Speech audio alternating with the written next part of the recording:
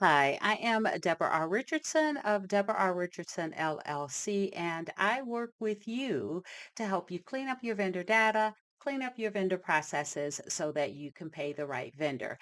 Now, this vendor master file tip of the week is IRS 2027 due dates for tax year 2026 information returns. And I'm focusing on the 1099 NEC, the 1099 MISC, and the 1042S.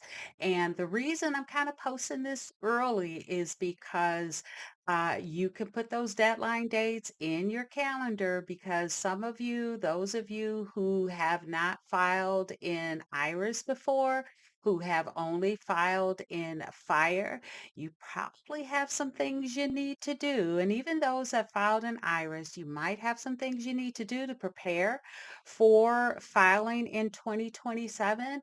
And so it's great to know what those deadline dates are so you can get prepared. So let's take a look at what they are for those three information returns. And so you would not believe how long it took me to get this absolutely correct. It looks like it's easy, but yes, I used some AI and it got some stuff wrong. So I had to keep correcting it. But you know what? It turned out okay. And I think it is a great one pager for you. So take a picture of it or keep it up while you update your calendar. Make sure you share this with your whole team for, again, tax year 2026, 1099 NEC, 1099 MIS, 1042S, the information return 2027 deadline dates. And so notice that there are some weekend dates. So uh, January 31st is a Sunday. And so those that have those information returns that have January 31st as a due date for either giving it to the uh, uh, recipient, filing IRS paper. I don't know if any of us can still do that, or filing electronic. That date is February 1st, 2027, because if the filing date falls on a weekend or the deadline date falls on a weekend, it always defaults to the next business day. So go ahead and again, make sure you update your calendars. And speaking of deadline dates, coming up next is the newest podcast episode, depending on when you're listening or watching this video.